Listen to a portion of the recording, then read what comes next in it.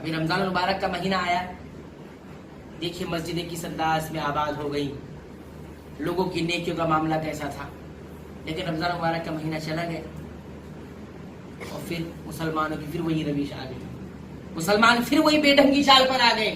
تو اس کا مطلب یہ ہوا کہ ہمارے دل صاف نہیں ہوئے، ہماری مغفرت نہیں ہوئی، دلوں میں جو دھبے لگے تھے وہ صاف نہیں ہوئے۔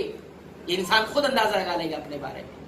تبدیلی آئی ہے تو سمجھ جائیے دل صاف ہوا ہے، اور تبدیلی نہیں آئی ہے وہی ہماری اللہ اس کے رسول کی مرضی کے خلاف زندگی ہے۔ تو سب سے پہلا جو اثر ہوتا ہے یہ کہ علم سے محروم ہو جاتا ہے انسان، علم سے محروم۔ اور علم کیا ہے؟ اللہ کا ڈر نہیں پیدا ہوتا۔ آپ ذرا سوچئے، اللہ اس کے رسول کی مرضی کے خلاف کام کرے اور انسان کا دل نہ کانپے۔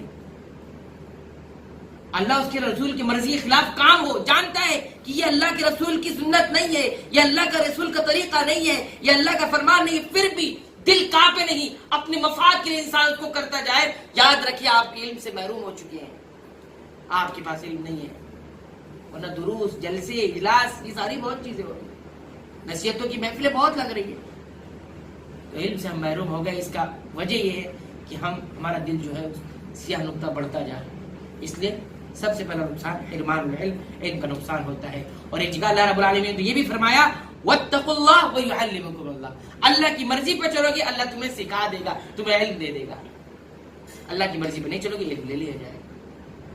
تو آپ جتنی بھی نالج اپنے پاس رکھیں اس کے بارے میں غور کریں کہ یہ علم مجھے کہاں لے جا رہا ہے، کیا یہ فرقان ہمارے لیے ثابت ہو رہا ہے، ہمیں عمل پر ابھار رہا ہے، اللہ کا تقوی، اللہ کی خشیت، اللہ کا خوف میرے دل میں لا رہا ہے۔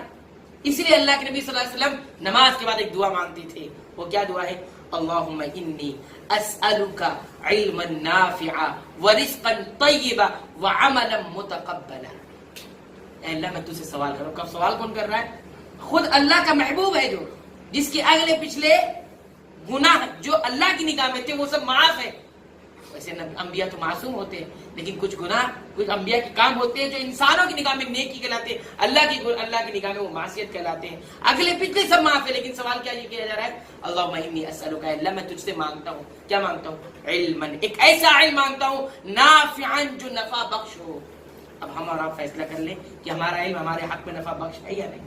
اگر نفع بخش ہے تب تو ٹھیک ہے، اور نفع بخش نہیں ہے، ہر چیز ہم حلال حرام جانتے ہیں، حلال حرام سب جانتے ہیں، لیکن عمل ہے نہیں ہے، تو یاد رکھیں معصیت ہو رہا ہے، گناہ ہمارے سے ہو رہا ہے۔ اور دوسری دعا ہوتی تھی ورزقا طیبا، اللہ میں تجھ سے ایسا رزق مانگوں جو طیب ہو، پاک ہو، پاکیزہ ہو، حلال ہو۔